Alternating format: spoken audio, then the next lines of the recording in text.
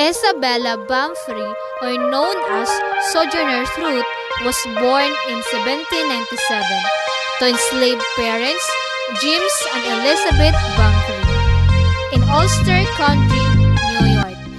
Isabella was a daughter of slaves and spent her childhood as abused chattel of several masters. Her first language was Dutch.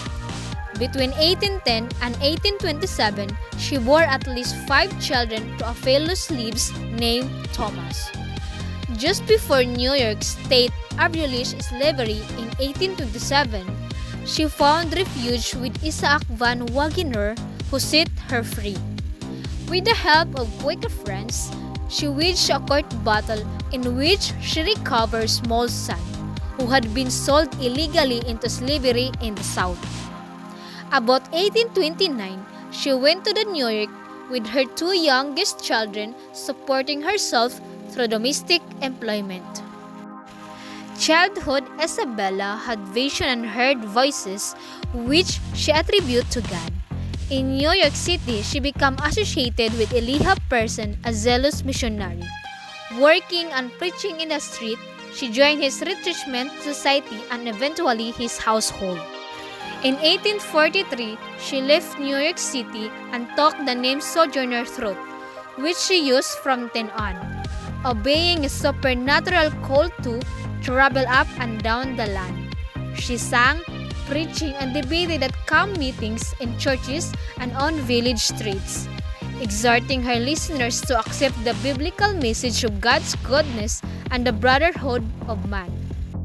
In the same year, she was introduced to abolitionism at the Ottoman community in Northampton, Massachusetts, and thereafter spoke in the behalf of movement throughout the state. In 1850, she traveled throughout the Midwest, where her reputation for personal magnetism preceded her and drew heavy crowds.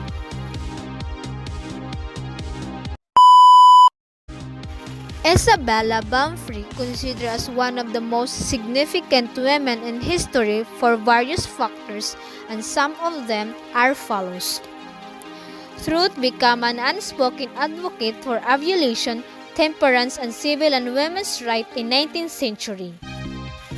Number 2. She works as a symbol. To appreciate the meaning of the symbol strong black women, we need know almost nothing of the person, because we are apt to assume that the mere experience of enslavement endowed truth with the power to voice its evils. We forget the shocking fact. No other woman who had been through the ordeal of slavery managed to survive with sufficient strength, poise, and self-confidence to become a public presence over the long term. And last but not the least, she was very known to her famous speech entitled "And I Am a Woman." This speech sternly chastises those who feel women and blacks are inferior. The speech, like her preaching, is eloquent and passionate.